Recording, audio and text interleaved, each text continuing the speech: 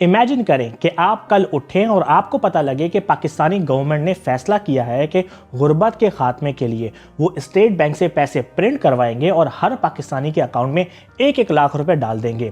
ये आइडिया बहुत ही अजीब है और अगर किसी फाइनेंस के बंदे से पूछा जाएगा तो वो शायद आप पर हंसेगा, लेकिन आई एम श्योर कि एक मैं ही नहीं हूं कि जिसके जहन में ये आइडिया आता है।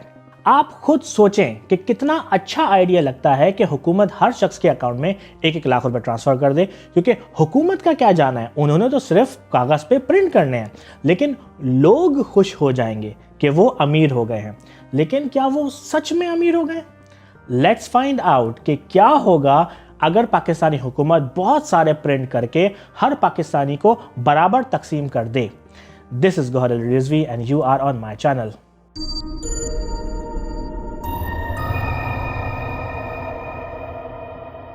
आई नो कि जो लोग फाइनेंस से रिलेटेड लोग हैं वो सर पकड़कर सोच रहे होंगे कि ये क्या पागलपने का सवाल है, लेकिन जो फाइनेंस से रिलेटेड नहीं है उनके जहन में ये सवाल आता है क्योंकि वो इन्फ्लेशन नामी चीज को नहीं समझते।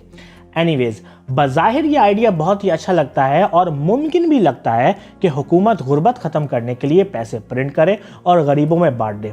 इससे हुकूमत का तो कुछ नहीं जाएगा क्योंकि उसको तो सिर्फ पैसे प्रिंट करने हैं, लेकिन एक आम आदमी के लिए ये बहुत ही मायने रखेंगे। वो कुछ खरीद सकेगा, स्कूल की फीस पे कर सकेगा, राशन डलवा सकेगा, किसी को नया फ़ोन चाहिए, किसी को फ्रिज, किसी को माइक्रोवेव, तो किसी को न्यू बाइक। लेकिन मैं आपके ख्वाबों पर पानी फेर दूं कि अगर कल हुकूमत ऐसा फैसला कर भी दे तो ये मुल्क में खुशहाली नहीं लाएगा बल्कि तबाही लाएगा, क्योंकि इकोनॉमी बहुत ही अजीब तरीके से काम करती है। और मैं कोई पहला शख्स नहीं हूं कि जिसके जहन में ये सवाल आया है। जिम्बाब्वे और वेनेजुएला ऐसे ममालिक हैं जिन्होंने ऐसा किया भी है। दोनों ममालिक ने सोचा कि हमें अरबों डॉलर का कर्जा देना है दूसरे ममालिक को, तो उन्होंने बहुत सारे पैसे प्रिंट किए और कोशिश की कि कर्जा वापस किया जाए। लेकिन फिर जो मुल्क में हुआ वो मैं कुछ देर में एक्सप्लेन करूंगा। उससे पहले हम ये देख लेते हैं कि किसी भी मुल्क में मामला चलते कैसे हैं। किसी भी मुल्क में जितनी की चीज़ें मौजूद होती हैं उतना ही पैसा अवेलेबल होता है।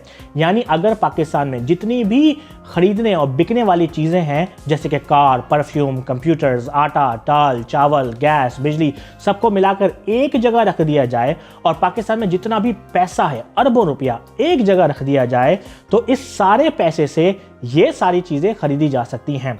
इसको मैं थोड़ा सिंप्लीफाई कर देता हूँ। मान लेंगे कि पाकिस्तान में 1000 अशिया मौजूद हैं, कि इसके अलावा पाकिस्तान में कोई खरीदने की चीज़ लायक नहीं है और पाकिस्तान के पास टोटल 1000 रुपए हैं, तो आप इस 1000 रुपए से ये 1000 अशिया खरीद सकेंगे। कोई भी शख्स आपको सस्ते में चीज़ें नहीं बेचेगा क्योंकि उसको पता है कि मार्केट में 1000 रुपए मौजूद हैं, इसलिए वो ज़्यादा से ज़्यादा प्राइस पर चीज़ बेचने की कोशिश करेगा। लेकिन उसके बरअक्स कोई शख्स ज़रूरत से ज़्यादा प्राइस भी नहीं रख सकेगा क्योंकि मार्केट में उतने पैसे ही अवेलेबल नहीं है उस चीज़ के लिए जिसको उससे ख़रीदा जा सके। इसलिए किसी भी मुल्क की इकोनॉमी को जांचने के लिए सही तरीका है कि वो उसकी अशिया से की जाती है कि ये मुल्क कितना प्रोड्यूस करता है।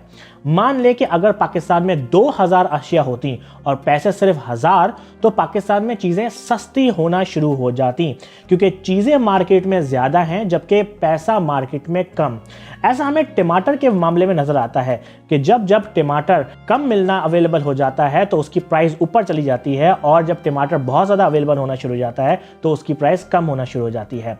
सो क्या होगा कि अगर हुकूमत पैसे प्रिंट करके मार्केट में लोगों को दे दे, उससे होगा ये कि मार्केट में पैसा ज़्यादा आ जाने की वजह से व्यापारी अपनी अशिया पुराने दामों पर नहीं बेचेंगे क्योंकि उन्हें पता है कि लोगों के पास पैसा ज़्यादा आ गया है और अशिया कम है। यानी डिमांड ज़्यादा है और सप्लाई कम, तो चीज़ों की कीमतें बढ़ना शुरू हो जाती हैं और लोगों के पास पैसा होते हुए भी वही पुरानी चीज़ें नहीं खरीद सकेंगे बल्कि और ज़्यादा गरीब हो जाएंगे। इसकी मिसाल मैं जिम्बाब्वे की हुकूमत से देता हूं। जिम्बाब्वे का केस इतना सिंपल भी नहीं है, लेकिन मिसाल फिट हो सकती है। हुआ कुछ ऐसे कि जिम्बाब्वे की हुकूमत ने इकोनॉमी को ग्रो करने के लिए 2007 और 2008 में बहुत सारे नोट प्रिंट करना शुरू कर दिए। वो समझ रहे थे कि शायद मार्केट में ज़्यादा पैसा आने से इकोनॉमी ग्रो होगी, बल्कि जैसा मैंने ऊपर बताया कि ज़्यादा पैसा आने से के लिए ज़रूरी है कि ज़्यादा अशिया भी मौजूद हों, लेकिन जिम्बाब्वे ने यहाँ ध्यान नहीं दिया और प्रिंट पर प्रिंट करते गए। उससे हुआ ये कि मार्केट में चीज़ें महंगी होना शुरू हो गईं। लोगों के पास पैसा तो था, लेकिन खरीदने को चीज़ें नहीं थीं और ये कंडीशन इतनी ख़राब हो गई कि शायद आपको सुनकर हैरानी हो।